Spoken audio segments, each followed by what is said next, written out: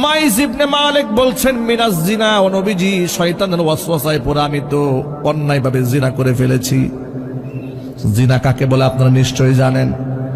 স্বামী স্ত্রীর সম্পর্ক বৈধ সম্পর্ক ছাড়া অবৈধ যৌন মিলনকে জিনা বলা হয়। এই জিনারও বেশ কিছু ক্লাসিফিকেশন আছে, যেমন চোখের জিনা আছে, হাতের জিনা আছে, কানেরও জিনা আছে, অন্তরের জিনা আছে, পায়ের জিনা আছে, লজ্জাস্থানেরও জিনা আছে। জিনা বলা হয় নারী পুরুষের অবৈধ মেলামেশাকে শরঈ পরিভাষায় জিনা বলা হয়। ব্যভিচার বলা হয় বাংলা ভাষায় ব্যভিচার। এই যে জিনা কিংবা ব্যভিচার, এটা যদি অন্যায়ভাবে হয়, অর্থাৎ বৈধ বিবাহের মাধ্যম ছাড়া যদি অন্যায়ভাবে হয়, এটাকে জিনা বলা হয়, ব্যভিচার বলা হয়। এই জিনা ব্যভিচারের কিছু প্রাথমিক লক্ষণ আছে, প্রাথমিক ক্লাসিফিকেশন আছে, কিছু স্তর বিন্যাস আছে। লজ্জাস্থানের জিনা হচ্ছে একেবারে চূড়ান্ত পর্যায়ের জিনা, ভয়ঙ্করতম গুনাহ। কিন্তু প্রথমেই তো একটা মানুষ লজ্জাস্থানের জিনার দিকে যায় না, জিনার পরিবেশে আগে যায়, এরপরে ধীরে ধীরে ধীরে ধীরে তাকে মৌলিক জিনার দিকে শয়তান ধাবিত করে। যেমন বুখারী শরীফের হাদিসের মধ্যে এসছে, ওয়াল আইনানি জিনাহুমান নজরু, দুই চোখের জিনা হচ্ছে চোখ দিয়ে পরনারীর সৌন্দর্য উপভোগ করা। অনুরূপভাবে পরনারী পরপুরুষের সৌন্দর্যতাকে উপভোগ করা, এটা হচ্ছে চোখের জিনা। ওয়াল আইনানি জিনাহুমান নজর, চোখের জিনা চোখ দিয়ে দেখা। ওয়াল উযুনান জিনাহুমাল ইস্তেমা, কানের জিনা হচ্ছে নারী পুরুষ একে অপরের সাথে খুব প্রেমালাপ মোবাইল ফোনে। এটা কি এলাকায় হয় না? আওয়াজ নাই কেন? একটু জোরে বলতে হবে তো। মোবাইল ফোনে, হোয়াটসঅ্যাপে, ভাইবারে, ইমোতে প্রেম চ্যাটিং হয় না? এ কি সমাজে কমেছে না বেড়েছে? এটাকে দিন দিন বৃদ্ধি করা হচ্ছে। আর এটাকে আবার সামাজিক রূপ দেওয়ার জন্য নাটক, সিনেমার গল্প তো আছেই। বাংলাদেশ সহ গোটা পৃথিবীতে সমস্ত মানুষকে লম্পটের তালিম দিয়েছে সিনেমার নায়ক নায়িকারা। এ কথা বলতে আমার কোনো দ্বিধা নাই। সমাজের মানুষকে অসভ্য বানিয়েছে চলচ্চিত্র জগতের লোকেরা, নির্লজ্জ বেহায়া বানিয়ে দিয়েছে নাটক জগতের লোকেরা। চিৎকার দিয়ে বলতে হবে ঠিক কিনা? ওরা নাকি চিত্রশিল্পী। আল্লাহর কসম, এগুলা একটাও চিত্রশিল্পী নয়, এগুলা সবগুলা দেহ ব্যবসায়ী। কথা একটু বলেন না, ঠিক কিনা বলেন? রূপ সৌন্দর্যটা পাবলিকলি প্রচার করে যে ইনকাম করা হয়, এটাকে দেহ ব্যবসা বলা হয়। কি বলা হয় জোরে বলে? এগুলো সবগুলা লম্পট বদমাস। এরাই সমাজের মধ্যে সবচেয়ে বড় বিশৃঙ্খলা তৈরি করে। দেখেন না সমাজের মধ্যে ট্রান্সজেন্ডার, রূপান্তরিত নারী কিংবা রূপান্তরিত পুরুষের ইস্যু নিয়ে শরীফ শরীফা থেকে গল্প, বইয়ের পাতা থেকে যাওয়ার পর থেকে শুরু করে দেশের মধ্যে কি পরিমাণ আন্দোলন হয়েছে, প্রতিবাদ মুখর মানুষ হয়েছে, মানুষ প্রতিবাদ জানিয়েছে, সরকারের কাছে আবেদন জানিয়েছে, ঊর্ধ্বতন মহলের সাথে এ নিয়ে কথোপকথন হয়েছে, বৈঠক হয়েছে। এত কিছু হওয়ার পরেও ওদের মিশন থেকে ওরা পিছিয়ে নেয়। সর্বশেষ রূপান্তর নাটক বানিয়ে ইউটিউবে ওরা ছেড়ে দিয়েছে। জুবান নামক এক লোক নাটকের অভিনেতা, সে এই নাটকের চিত্রে অভিনয় করেছে। এরপরে যখন গোটা দেশের মানুষ থুতু নিক্ষেপ করেছে, প্রতিবাদ জানিয়েছে, প্রতিবাদের মুখে নাটকটা ইউটিউব থেকে সরিয়ে নিয়েছে।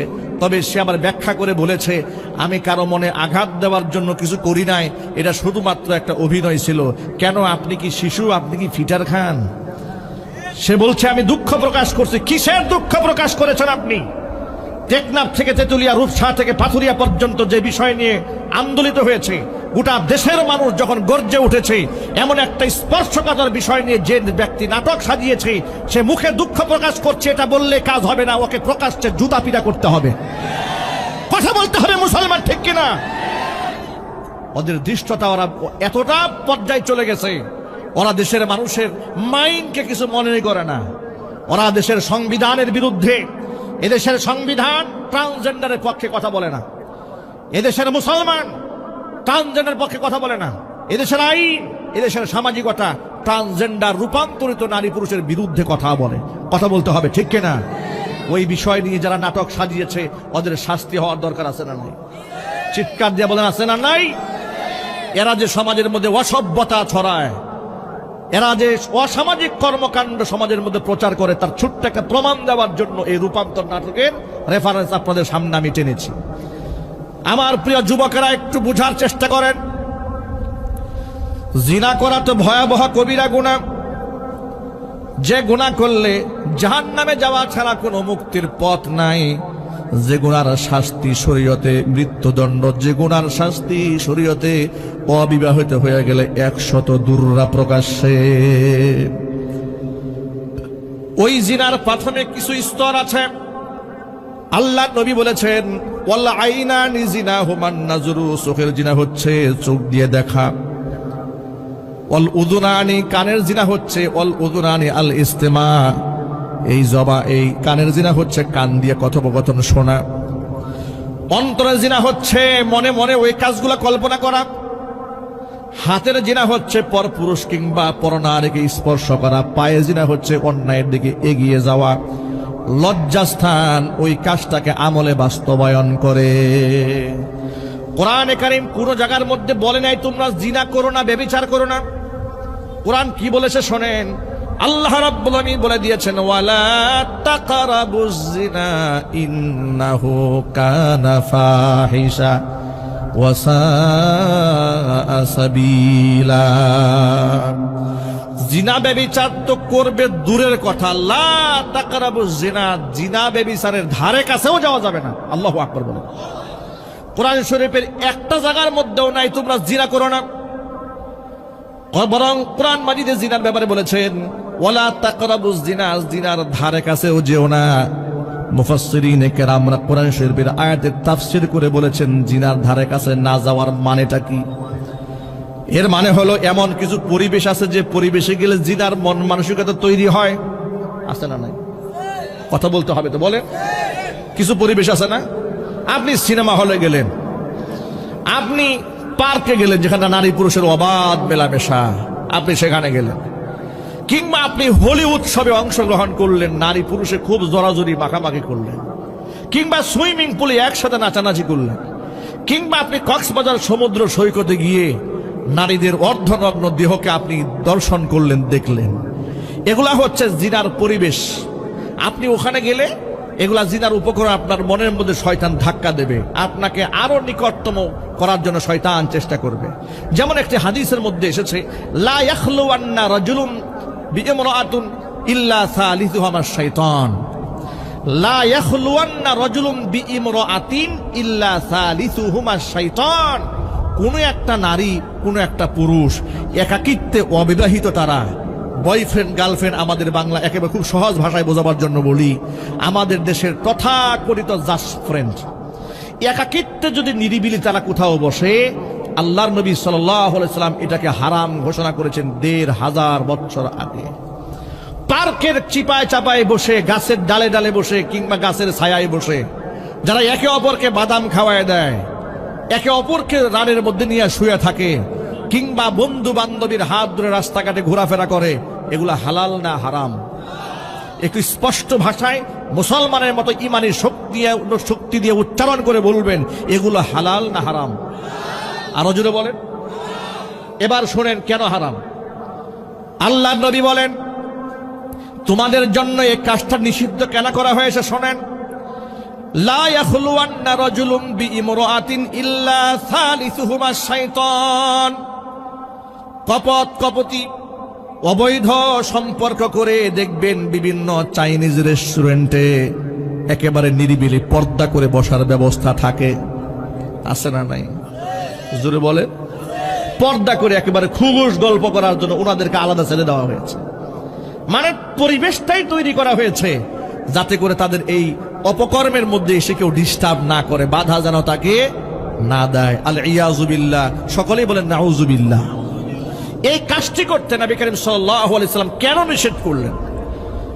এরপরে আমাদের বাংলাদেশে একটা পরিবেশগত দিক থেকে ভাইরাস আছে, সেটা হচ্ছে এই যুবতী মেয়ে কিংবা উঠতি বয়সী মেয়েকে পড়াবার জন্য যুবক হোম টিচার, হোম টিউটর বলা হয়, অর্থাৎ প্রাইভেট টিচার রাখা হয় ঘরে ঘরে। যদিও সাতক্ষীরাতে এরকম নাই, একটু জোরে বলতে হবে, আছে না নাই?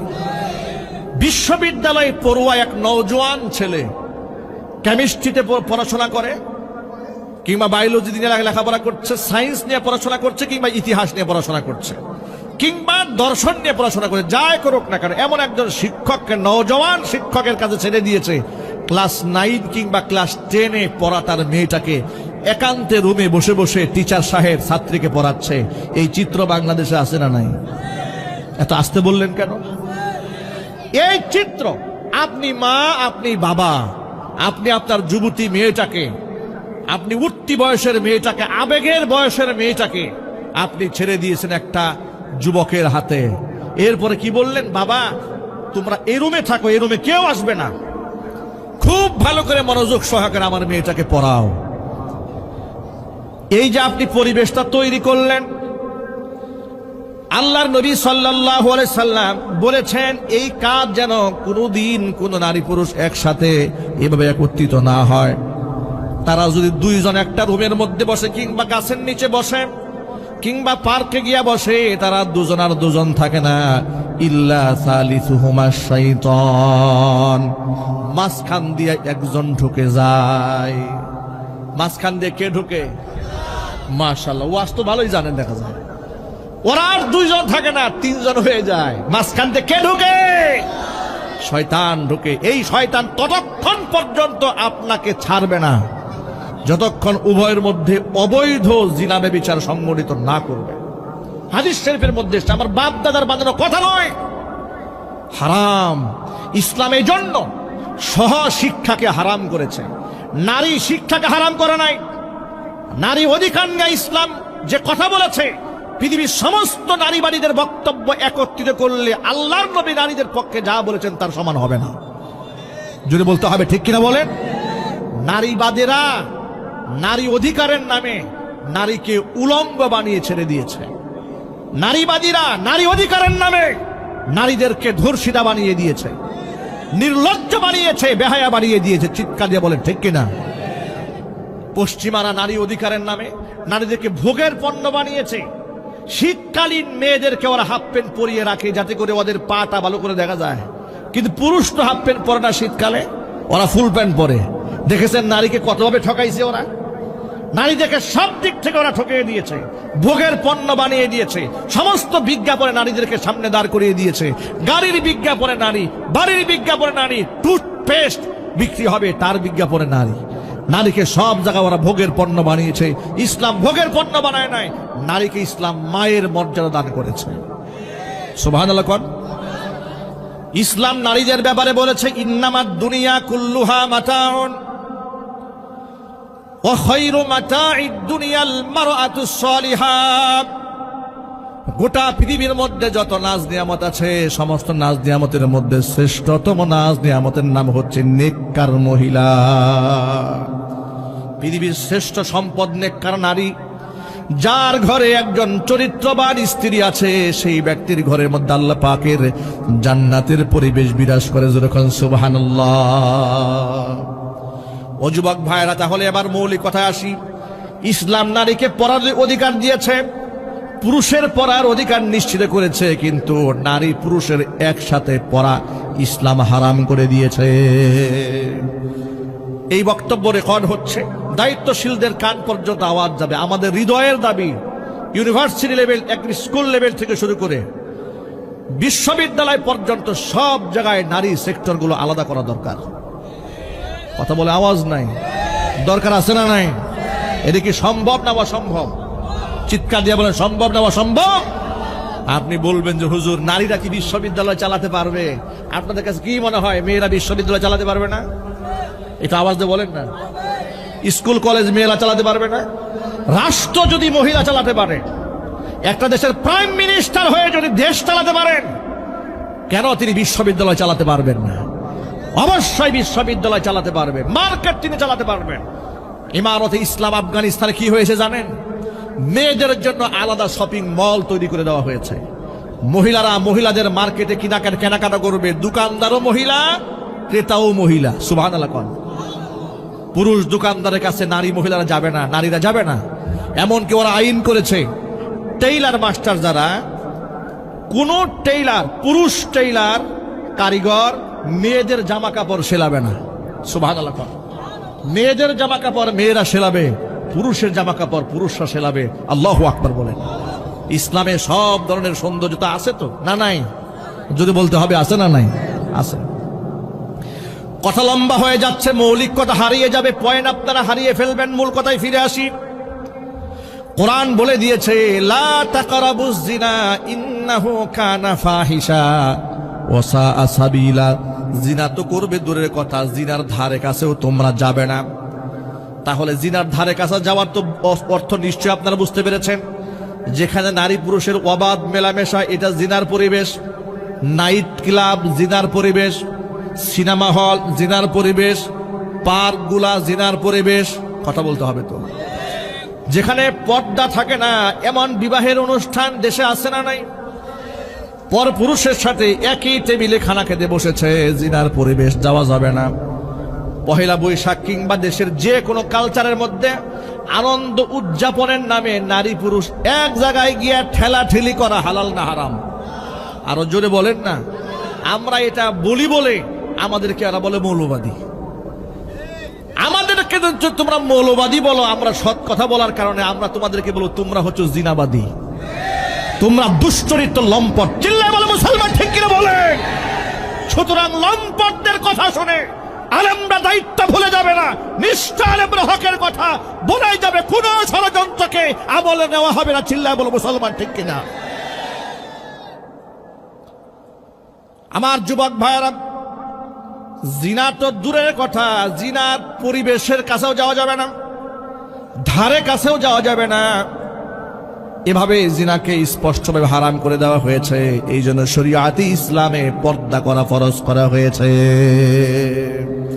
পর্দা করা সুন্নত না ফরজ? আরো জোরে বলেন। ইমাম সাহেবের বউয়ের জন্য পর্দা করা ফরজ, কিন্তু মুক্তাদির বউয়ের জন্য পর্দা করা সুন্নত।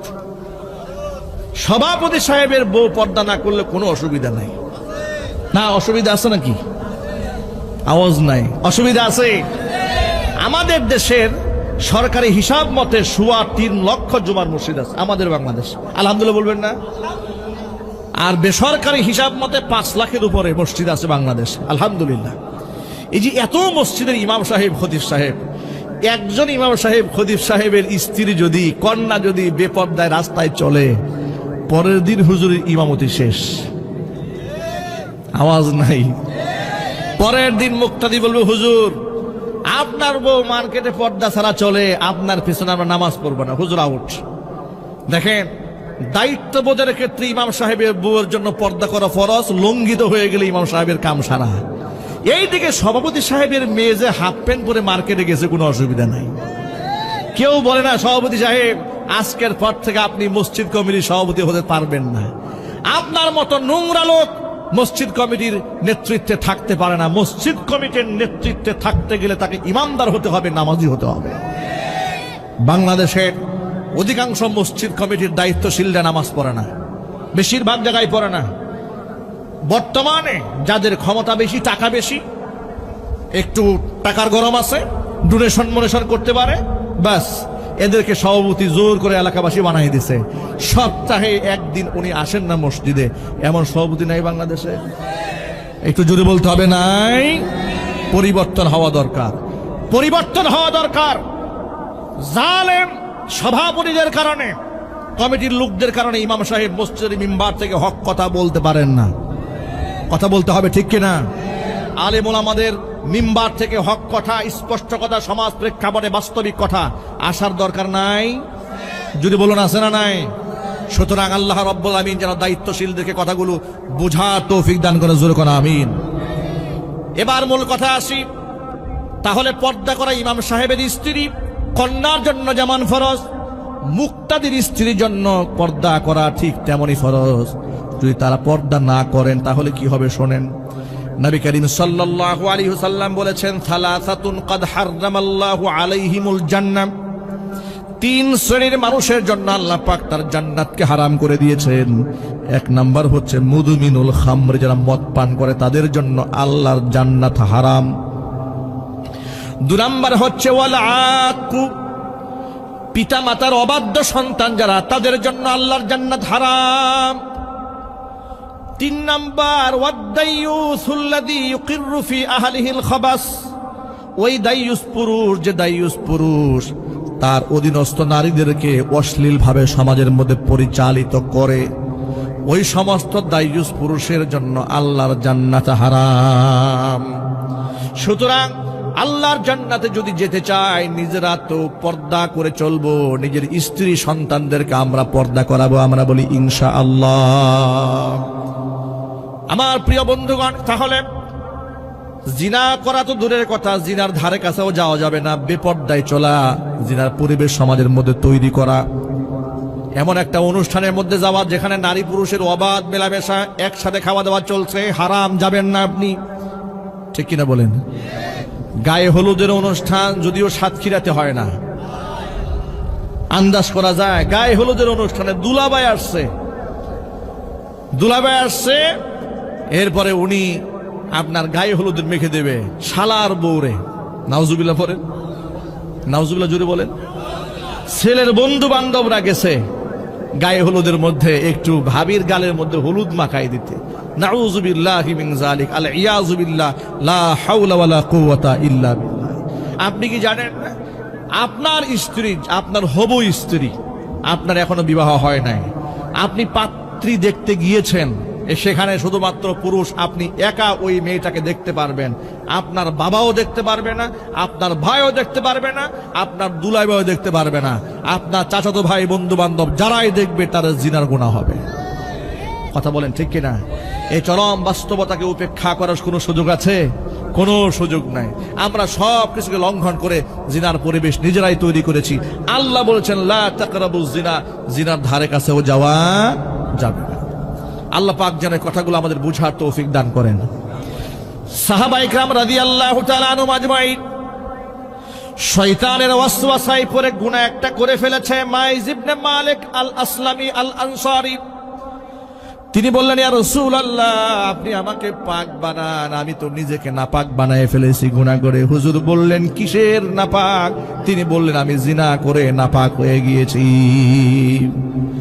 তিনি খুব ভালো করে জানেন জিনা করলে তার শাস্তি মৃত্যুদণ্ড, যদি বিবাহিত নারী পুরুষ হয়।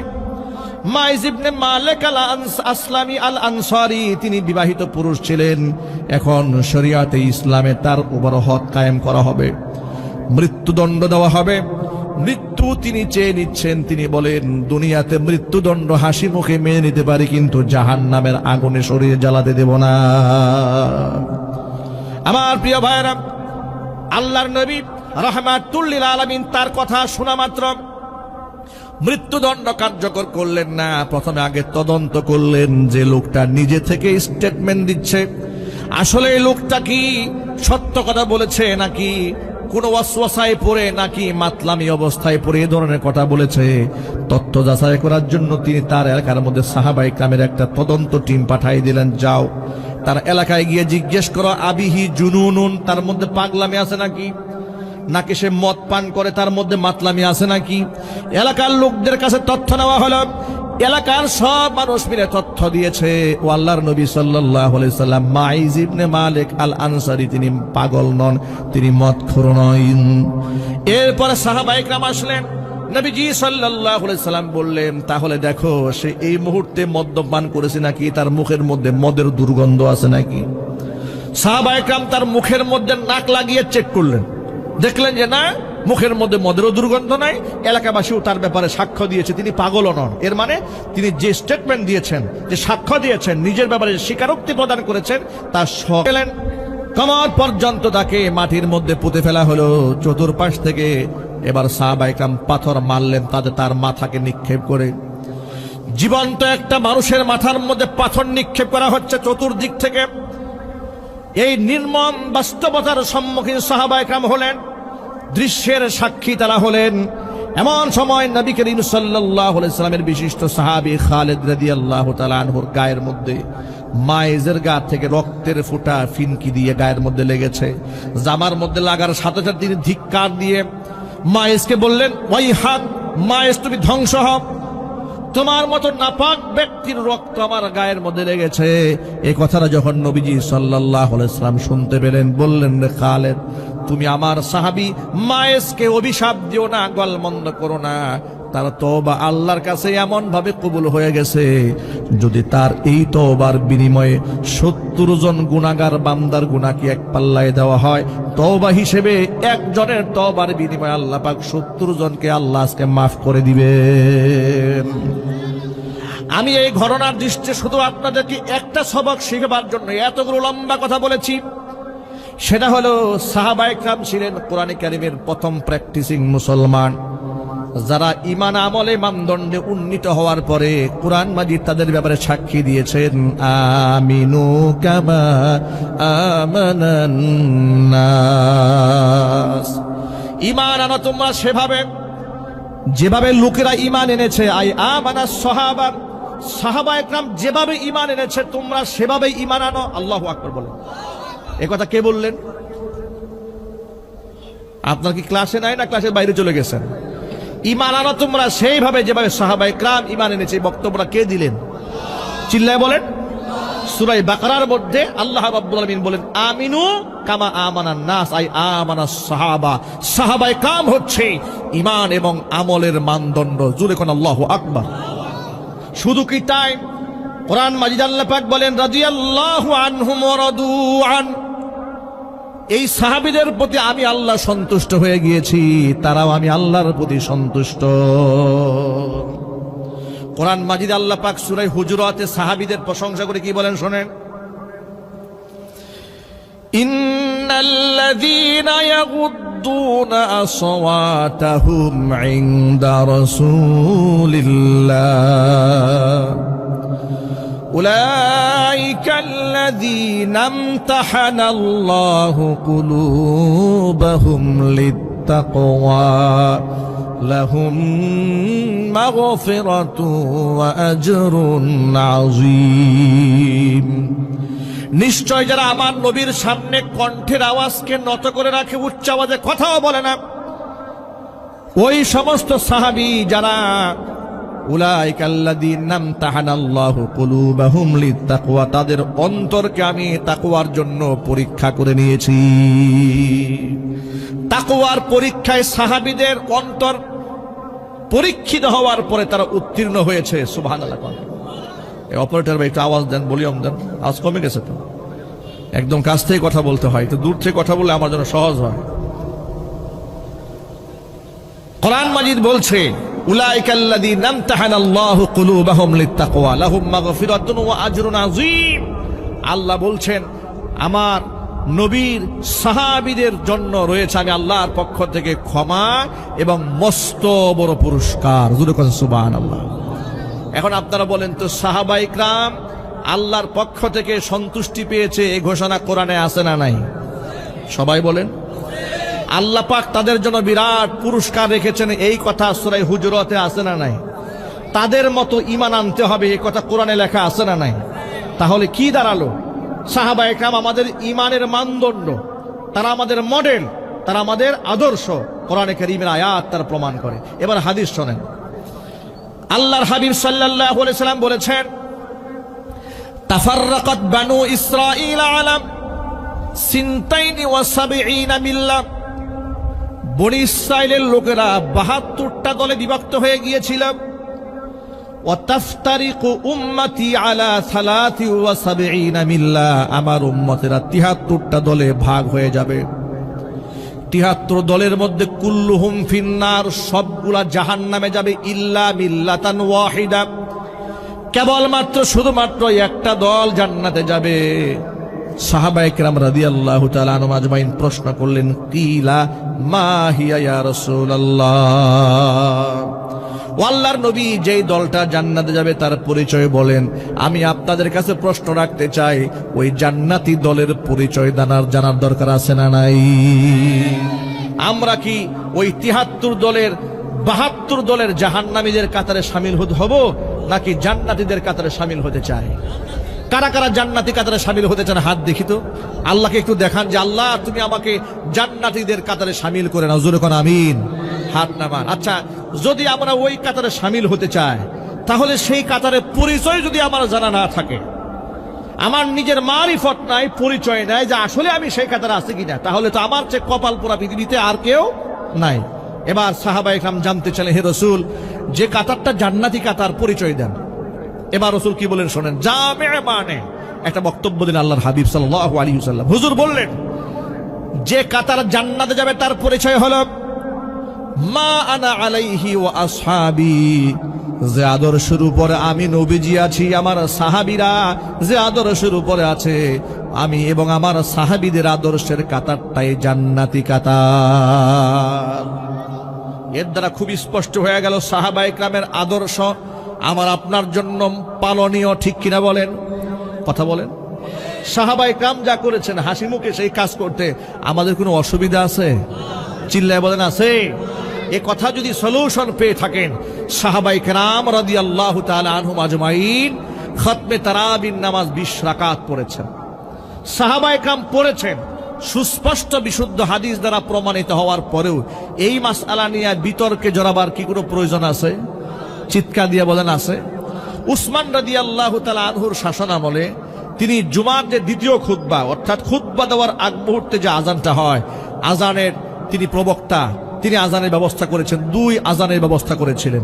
যেহেতু আল্লাহর নবী নিজে বলেছেন আলাইকুম বিসুন্নতি ওয়া সুন্নাতিল খুলাফাইর রাশিদিন আল মাহদিয়িন, আমার সুন্নাত তোমাদের জন্য অবধারিত, খুলাফায়ে রাশিদিন যারা হেদায়েত প্রাপ্ত খলিফা আমার পরে যারা আসবে তাদের আদর্শ তোমাদের জন্য পালনীয়।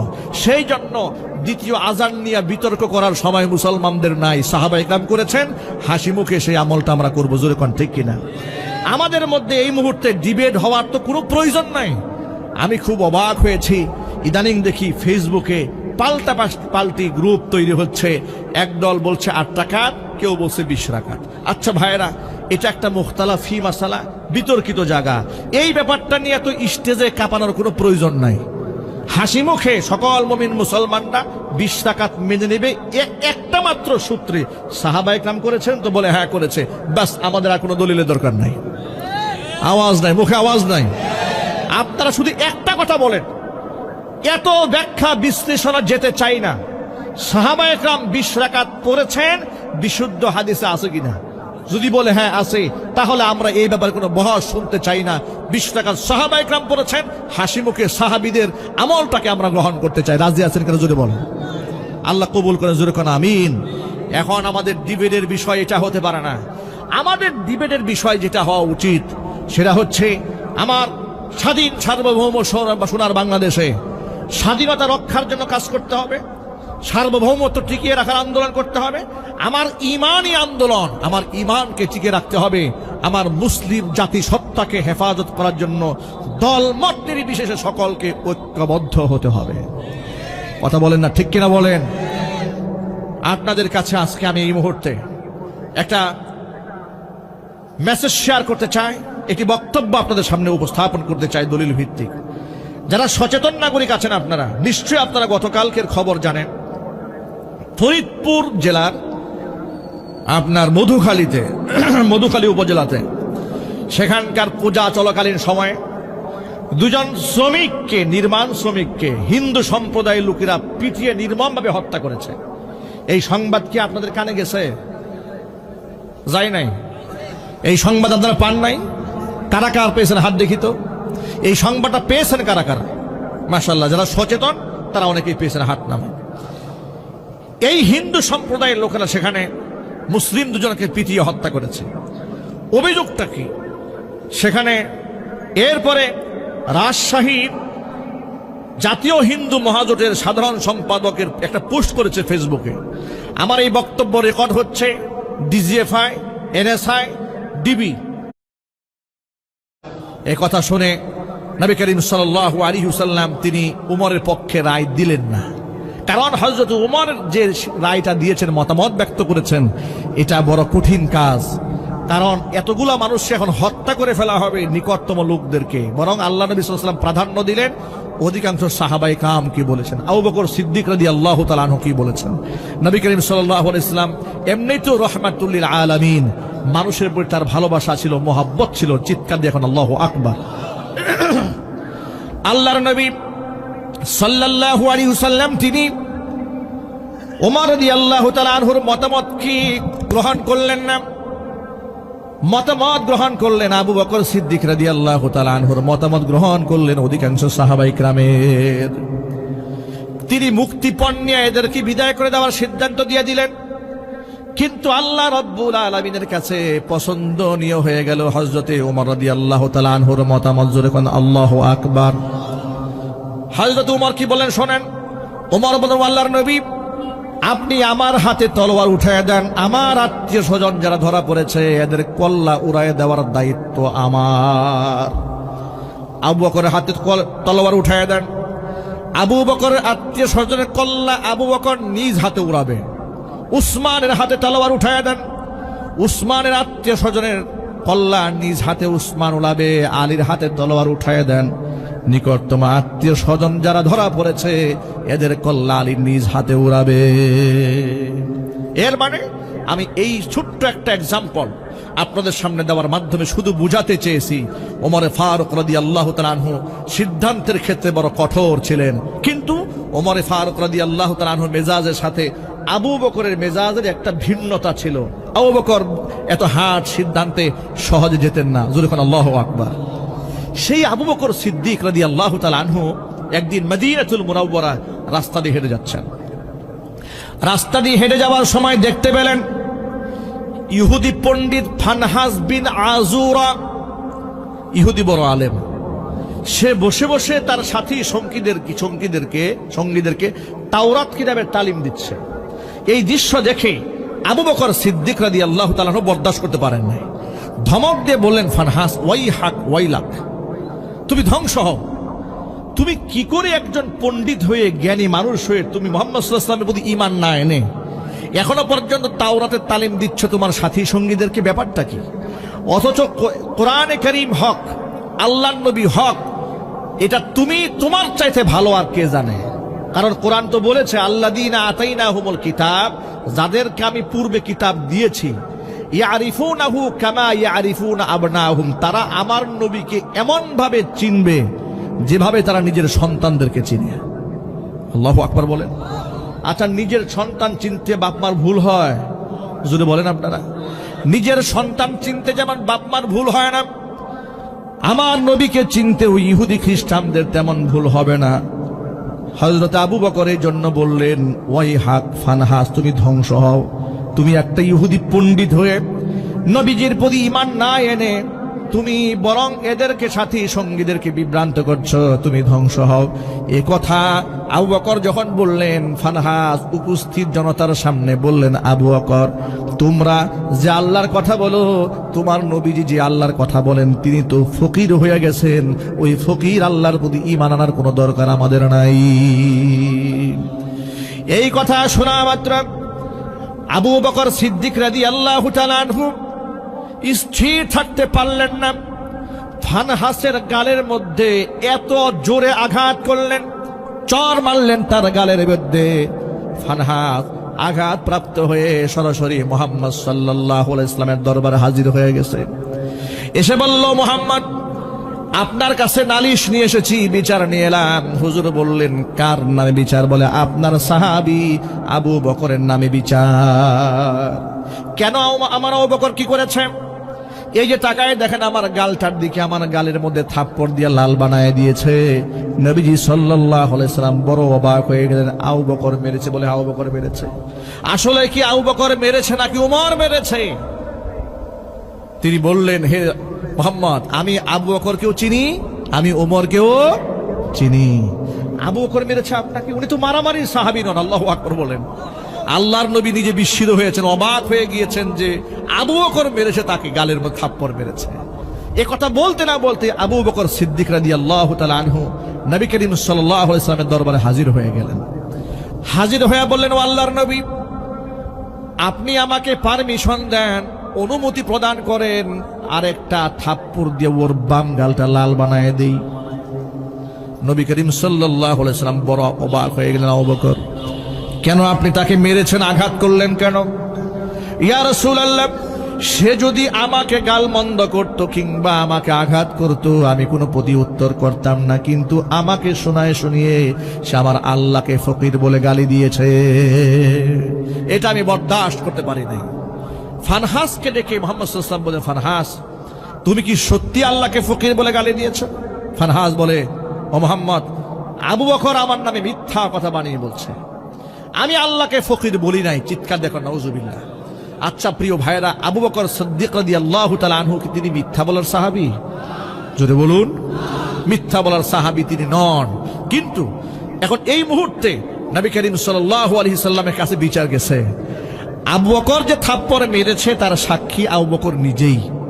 কিন্তু ফানহাস যে আল্লাহকে ফকির বলে গালি দিয়েছে, এর তো কোনো দলিল এই মুহূর্তে আবু বকরের কাছে নাই। আবু বকর সিদ্দিক রাদিয়াল্লাহু তাআলা আনহু কি, নবীজি বললেন, আবু বকর, আপনি তাকে থাপ্পড় মেরেছেন, প্রমাণ আপনি নিজেই। কিন্তু সে যে আল্লাহকে ফকির বলে গালি দিয়েছে তার একটা প্রমাণ আপনি পেশ করুন। আবু বকর সিদ্দিক রাদিয়াল্লাহু তাআলা আনহু বললেন, ও আল্লাহর নবী, আমি কেমনে প্রমাণ দেব যেখানে সে আমাকে শুনিয়ে আল্লাহকে ফকির বলে গালি দিয়েছিল তার ডানে বামে সামনে পিছনে তার দলের লোকেরাই ছিল, আমার দলের কেউ ছিল না, কোনো মুসলমান ছিল না। এখন নবী করিম সাল্লাল্লাহু আলাইহি ওয়াসাল্লাম যে রায়টা দেবেন, এর যে বিচারটা করবেন, বিচারটা বড় কঠিন হয়ে যাচ্ছে। কি বিচার হবে শোনেন, কোরআনে কারীমের বিচার। বিচার হলো, وَكَتَبْنَا عَلَيْهِمْ فِيهَا أَنَّ النَّفْسَ بِالنَّفْسِ وَالْعَيْنَ بِالْعَيْنِ وَالْأَنْفَ بِالْأَنْفِ وَالْأُذُنَ بِالْأُذُنِ وَالسِّنَّ بِالسِّنِّ وَالْجُرُوحَ قِصَاص। ইসলামের বিচার ব্যবস্থার চেয়ে দামি বিচার ব্যবস্থা পৃথিবীতে আর হতে পারে না। ইসলাম যত ইনসাফ পৃথিবীতে উপহার দিয়েছে, বিশ্ববাসীকে উপহার দিয়েছে, বিচারকের আসনে বসে ইসলাম যে আদর্শ দুনিয়াতে রেখে গেছে, গোটা দুনিয়ার মধ্যে এত সুন্দর ইনসাফ আর কেউ দেখাতে পারে নাই। ঠিক কিনা বলেন? এই জন্য সকল ক্ষেত্রে ইসলাম দরকার আছে না নাই? যদি বলেন দরকার আছে না নাই? আল্লাহর নবী কি রায় দেবেন শোনেন। কোরআন বলেছে, কোন ব্যক্তি যদি কাউকে হত্যা করে, বিনিময়ে তাকে হত্যা করতে হয়। চোখ কানা করে দিলে বিনিময়ে তার চোখ কানা করে দিতে হয়, দাঁত ভেঙে দিলে তার দাঁত ভেঙে দিতে হয়, কান কেটে দিলে তার কান কেটে দিতে হয়। ওয়াল জুরুহা কিসাস, আঘাত করলে হুবহু সে আঘাত ফিরিয়ে দিতে হয়। এখন কি রায় হয়ে যাবে তাহলে? আবু বকর যদি নিজের পক্ষে প্রমাণ পেশ করতে না পারে, রায় হয়ে যাবে আবু বকর সিদ্দিক রাদিয়াল্লাহু তাআলা আনহু যেভাবে ফানহাসের গালে থাপ্পড় দিয়েছে, ফানহাস হুবহু এরকম একটা থাপ্পড় আবু বকর গালে উঠায় দেবে। কঠিন একটা রায় হয়ে যাচ্ছি। আপনারা এক বাক্যে জবাব দিয়ে বলেন, হযরত আবু বকর কাফিরের গালে হাত তুলেছে নিজের ক্ষোভ মেটাবার জন্য নাকি আল্লাহর সম্মান রক্ষা করার জন্য? আল্লাহর নবী বারবার আকাশপানে তাকাচ্ছেন, আল্লাহর পক্ষ থেকে কোনো ফয়সালা আসে কিনা, কোনো ফয়সালা আসে কিনা। ঠিক ইতোমধ্যেই কোরআন মাজিদের আয়াত নিয়ে জিবরাইল আলাইহিস সালাতু ওয়াসসালাম হাজির হয়ে গেলেন। জিবরাইল আলাইহিস সালাতু ওয়াসসালাম আসলেন, এসে বললেন, ও আল্লাহর নবী, আবু বকরের পক্ষে আপনি সাক্ষী চাচ্ছেন? বলে, হ্যাঁ, আবু বকরের পক্ষে সাক্ষী দুনিয়ার কোন মানুষ হয় নাই, স্বয়ং আল্লাহ রাব্বুল আলামিন নিজে আবু বকরের পক্ষে সাক্ষী হয়ে কোরআন শরীফের আয়াত নাজিল করে দিয়েছে। কোরআন মাজিদের মধ্যে আয়াত তখন নাজিল হলো, লাকাদ সামিআল্লাহু কাওলাল্লাযীনা ক্বালু ইন্নাল্লাহা ফাকীরু ওয়া নাহনু আগনিয়া। নিশ্চয় আমি আল্লাহ শুনেছি, নিশ্চয়, লাকাদ কসম করে বলছি, আমি জাত সত্তার কসম করে বলছি, আমি আল্লাহ শুনেছি কাওলাল্লাযীনা ক্বালু, তাদের কথা যারা বলেছে, ইন্নাল্লাহা ফাকীর, নিশ্চয় আল্লাহ ফকির, ওয়া নাহনু আগনিয়া, আমরা হলাম ধনী।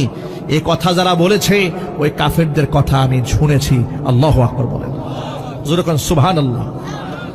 প্রিয় ভাইরা, আমি এই ঘটনার প্রেক্ষাপটে আপনাদেরকে সবক শিখাতে চেয়েছি। সাহাবায়ে কেরাম যেহেতু আমাদের ঈমান এবং আমলের মানদণ্ড, সুতরাং আবু বকরের মতো ব্যক্তি যদি আল্লাহর সম্মান রক্ষার্থে মানুষের গায়ে হাত তুলতে পারেন, আপনি এত বড় বুজুর্গ কবে থেকে হলেন যে আপনার রসুলকে গালি দেওয়া হয়, আপনি চুপ থাকেন, মসজিদের কোনায় বসে থাকেন?